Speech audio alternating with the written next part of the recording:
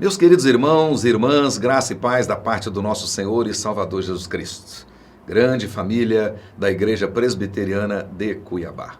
Como nós já falamos no vídeo anterior, nossa igreja tem estado atenta, acompanhando com bastante atenção, com bastante cuidado, todo o desenvolvimento dessa questão do coronavírus. Essa pandemia, essa crise que o mundo, o Brasil e agora aqui também o nosso estado de Mato Grosso também está enfrentando.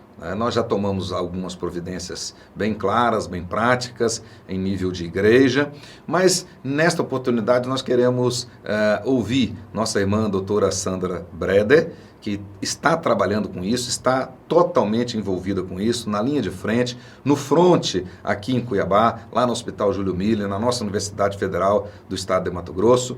Eu gostaria, doutora Sandra, muito bem-vinda aqui no nosso bate-papo da Igreja Presbiteriana de Cuiabá. Eu gostaria que a senhora falasse um pouco, assim, sobre esse vírus e sobre a realidade desse momento que nós estamos vivendo.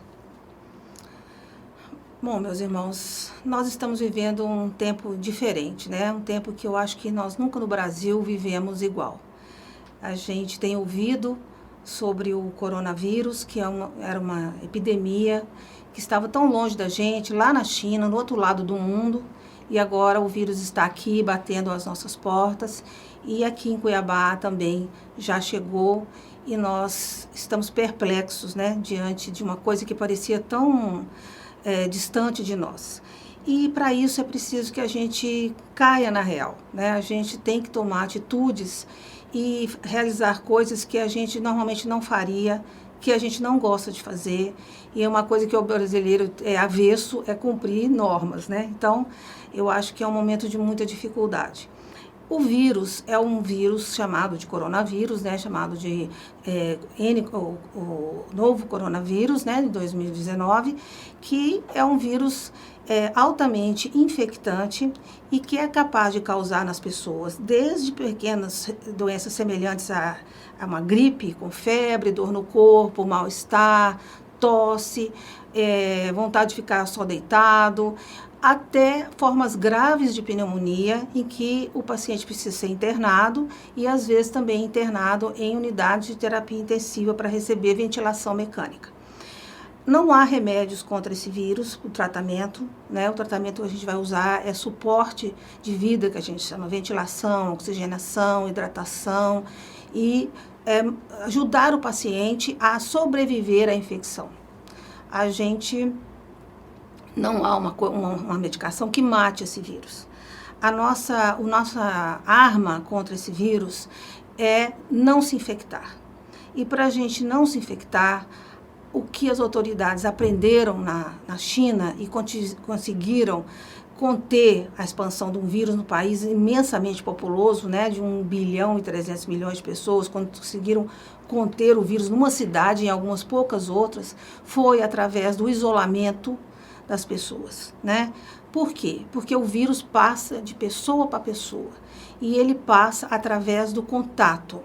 Nós, quando estamos infectados pelo coronavírus, muitas vezes a gente ainda não está sentindo a doença, mas já é possível que a gente esteja transmitindo. A transmissão desse vírus se dá através das gotículas de saliva. Quando a gente fala, está saindo micropartículas que a gente nem enxerga. E também através de urina e fezes é possível a pessoa doente também eliminar vírus e deixá-los no ambiente. Então, quando a gente fala, o vírus ele é expelido e ele é diferentemente do vírus do sarampo, que fica muito tempo suspenso no ar. Esse vírus ele tende a cair. E cai aonde? Nas superfícies. E fica na sua mão, se você põe a mão na boca e tosse, o vírus fica aqui. Né? E você põe a mão na mesa, você põe a mão no volante do carro, na maçaneta do carro. E tal. Vem uma outra pessoa que não está doente e põe a mão na mesma maçaneta, que põe a mão no botão do elevador. O vírus passa para a mão dele e ele inadvertidamente põe a mão na boca, coça os olhos, então ele se infecta, é outra pessoa infectada. Esse vírus ele tem a capacidade de infectar em torno de uma pessoa infectada, pelo menos 3 pessoas. Uma pessoa pode passar para outra, é o que os estudos estão mostrando.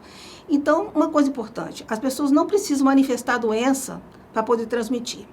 os doentes, logicamente, têm mais possibilidade de transmissão. Então, o que a gente tem que fazer? Nós temos que nos afastar das pessoas, uns dos outros. Então, se for um local em que tem pessoas reunidas, a gente deve manter pelo menos 1 metro de distância de uma pessoa da outra, para que esse vírus não vá direto, quando eu estou falando, não vá direto para a boca da outra pessoa, para o olho da outra pessoa. Há uma distância em que o vírus pode cair. Então, isso é uma coisa. Outra coisa é a questão que vem se batendo na televisão, lavagem de mãos, lavagem de mãos. Então, lavar a mão com água e sabão, bem lavado, todas as superfícies, entre os dedos, né? Fazer a lavagem na internet, tem vários tutoriais mostrando como lavar. E outra coisa é o uso do álcool gel. Então, gente, quando você está em casa, você não precisa ficar passando álcool gel toda a vida na mão. Você lava as mãos com água e sabão. O álcool gel é quando você está na rua, você pegou em alguma coisa, você está em transição, você está num momento que não tem água para você lavar a mão, então você usa o álcool gel. Porque se todo mundo for fazer tudo com álcool gel, não há álcool gel no Brasil para todo mundo. Já está faltando, né? Álcool gel. Isso. Então, a questão é a lavagem de mãos. O álcool gel, ele é para desinfetar superfícies, tá?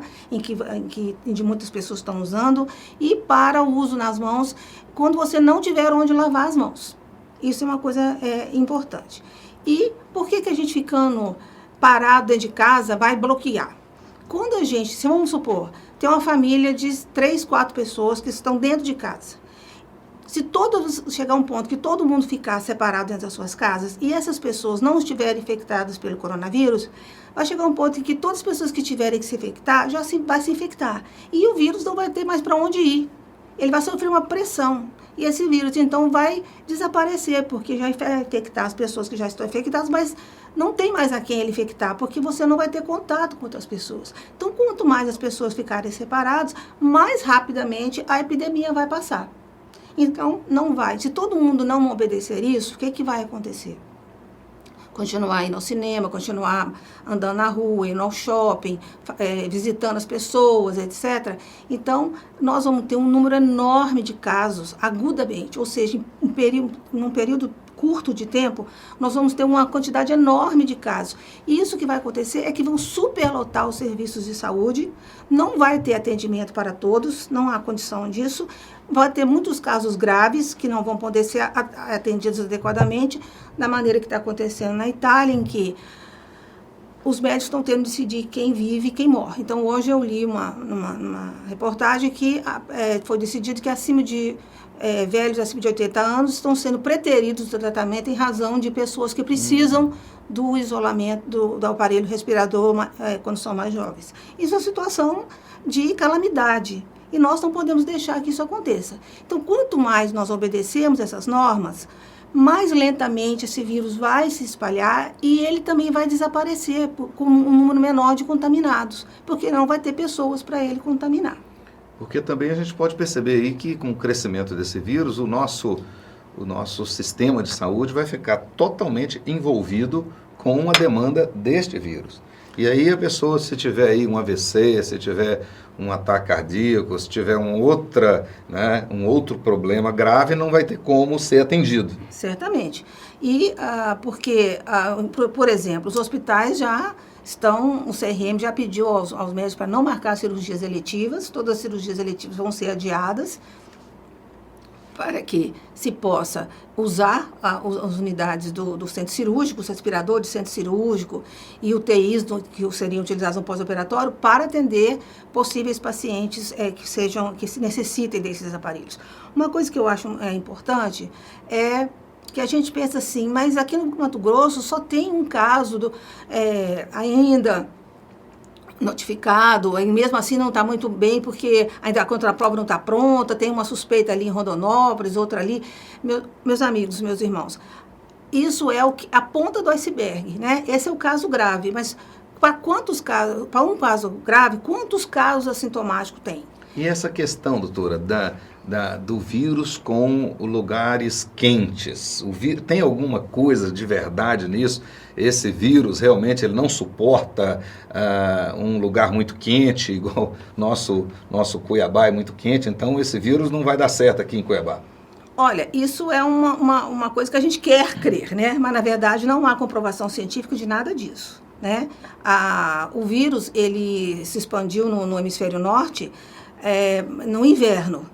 Né? Então, isso, às vezes as pessoas pensam isso, mas a gente vê todo ano que o influenza também, há grandes crises do influenza no mundo todo ano, são no hemisfério norte, né? O inverno mais rigoroso, países mais populosos, então o influenza está lá no hemisfério norte. Mas nós lembramos da epidemia de influenza que nós tivemos aqui, a quantidade de pessoas que foram cometidas pelo mesmo vírus.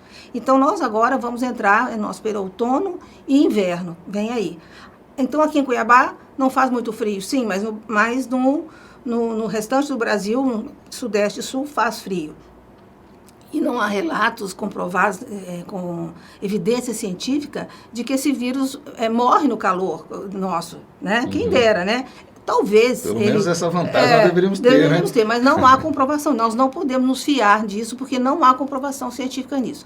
Na verdade, tudo que a gente sabe desse vírus, a gente está aprendendo agora com os cientistas e médicos chineses que vivenciaram isso e publicaram uma quantidade enorme de informações, e agora dos outros países também, que todo mundo está estudando, batalhando, tentando conseguir uma vacina, um tratamento, relatando, né, as formas clínicas para ajudar a realizar os diagnósticos. Uma pergunta aqui muito, muito comum aqui na nossa comunidade. Se alguém da nossa comunidade tiver tossindo ou com alguma gripe, deve procurar o sistema de saúde ou deve ficar em casa mais um tempo?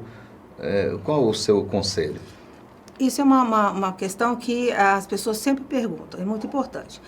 As orientações que a gente tem dado são as seguintes: se você está com sinais gripais leves, nariz escorrendo, mal-estar, dor no corpo, febre, você fique em casa. Por quê? Porque se você for procurar o médico, ele não vai poder fazer nada diferente do que se faria em casa. Você vai tomar um antitérmico, que pode ser uma dipirona ou um paracetamol, vai receber hidratação, você vai ter comidas leves, ficar em repouso e ficar em casa. Então, a pessoa que está assim, ela não deve encher os postos de saúde, pronto atendimentos com isso. Por quê? Porque se ela tiver com o coronavírus, ela vai infectar um monte de gente que está lá e que não está com coronavírus, está procurando outras coisas. E lá nessa unidade de saúde, o quadro dela é brando, o tratamento é esse que todo mundo sabe fazer, igual eu falei antigamente, chazinho da vovó, né? Gotinhas de dipirona, sopinha, canja de galinha e cama, tá certo? E aí você vai avaliar, vai se observando. Se houver surgimento de falta de ar, por exemplo, a pessoa está aqui, não consegue respirar, né, com dificuldade respiratória, ou houver uma tosse que a pessoa não consegue parar de tossir, está tossindo, aí sim, a pessoa deve procurar o sistema de saúde, deve botar uma máscara para não sair contaminando todo mundo, né, e procurar, então, o serviço de saúde. Quando ficar em casa, se a pessoa ficar em casa, ela deve ficar, pelo menos, né, no mínimo, 7 a 14 dias em casa com a máscara. E em casa, ela não é para ficar zanzando para todo lugar, porque ali ela vai contaminar as outras pessoas da casa. O ideal é que ela escolha um cômodo, fique naquele cômodo, eleja, se for possível, um banheiro para si, né? Se não, se tiver só um banheiro, depois que utilizar, passar um desinfetante, uma água sanitária, etc., lavar sempre bem as mãos, separa os objetos de uso pessoal, garfo, faca, copos, etc., e fique quieto em casa. Né, sempre de máscara em casa, para evitar contaminar outras pessoas da família. Né? Então, quem deve procurar o serviço de saúde são aquelas pessoas que estão com sinais de gravidade da doença, de pneumonia, que são essas. Principalmente, o mais precoce é a falta de ar e a tosse importante. Febre, nariz correndo, dor no corpo, dor de cabeça, isso não é sinal de gravidade. E as pessoas idosas, um cuidado mais especial, né? Os idosos, eles são o grupo de maior risco para a mortalidade, né? A mortalidade é mais elevada nos idosos. E também todas aquelas pessoas que têm doenças concomitantes, né? Diabetes, doenças crônicas, infartados, né? Doenças cardíacas, pessoas que tiveram derrame, pessoas que tiveram câncer, pessoas que estão em tratamento com imunobiológicos, enfim, imunodeprimidos, né? Então, essas pessoas, elas têm que ter um cuidado redobrado. Então, essas pessoas, elas podem procurar o serviço de saúde mais precocemente, ficar atenta à questão dos sinais de gravidade, que são essas, a falta de ar e a tosse bastante intensa. Né? Agora, essas pessoas, as que mais devem ficar em casa. Né? Então, por exemplo, o pastor já recomendou aqui, não venham à igreja. Isso. Né? Não venham à igreja, não vão a reuniões, fiquem em casa. E outra coisa importante, se você está gripado, não venha à igreja, não vá a lugar nenhum, fique em casa. Né? Mesmo que você não sabe o que se é, fique em casa. Correto. Muito bem, meus queridos irmãos, tivemos aí algumas informações maravilhosas. Estas últimas, por exemplo, nós aqui como líderes da igreja, nós reafirmamos nossa disposição, nossa determinação em orar pelas nossas autoridades, em orar pelas pessoas que estão na linha de frente no nosso sistema de saúde. Nós sabemos sim da precariedade, tudo, mas agora não é o momento para nós discutirmos as questões políticas, se disso, daquilo outro, as questões econômicas, se tem ou não tem alguém levando vantagem. O fato é que nós estamos diante de uma pandemia, nós diante de um problema muito grave e que nós precisamos ser previdentes, nós precisamos tomar as nossas precauções, aquilo que está ao nosso alcance. É claro que nós cremos na providência de Deus, nós cremos que aqueles que estão debaixo da sombra do Onipotente, esses estão seguros, entretanto, nós precisamos fazer a nossa parte. Nós precisamos, inclusive, cumprir nossa responsabilidade como cidadãos. Nós precisamos ser cidadãos responsáveis. Então, não vamos sair por aí afora sem precisar, locomoção desnecessária. Os nossos irmãos com mais de 60 anos, 65 anos, devem se precaver mais, estar mais atentos, né? As visitas domiciliares, nós devemos suspendê-las por enquanto, só mesmo aquelas mais imperativas, né? Vamos nos resguardar um pouco, certamente vamos evitar problemas maiores. E seguir orando, porque Deus está no controle. O Senhor está conosco e nós seguiremos firmes, certos de que a vontade dele será feita e a vontade dele é para o nosso bem. Tudo coopera para o bem daqueles que amam ao Senhor. Amém. Doutora Sandra, muito obrigado por sua participação. Nós vamos fazer outros vídeos orientando o nosso povo. Nesse momento, nós precisamos aumentar essa comunicação com os nossos irmãos. É verdade. Que Deus abençoe todos vocês, abençoe a senhora. Amém. Nós temos um compromisso de orar pela senhora, porque a senhora está na linha de frente. Tem Amém. Outros irmãos aqui da igreja na linha de frente. Que Deus abençoe todos vocês. Amém. Deus tenha misericórdia das nossas autoridades e que o Brasil possa passar mais tranquilamente por essa pandemia. Em nome de Jesus, fiquem com Deus.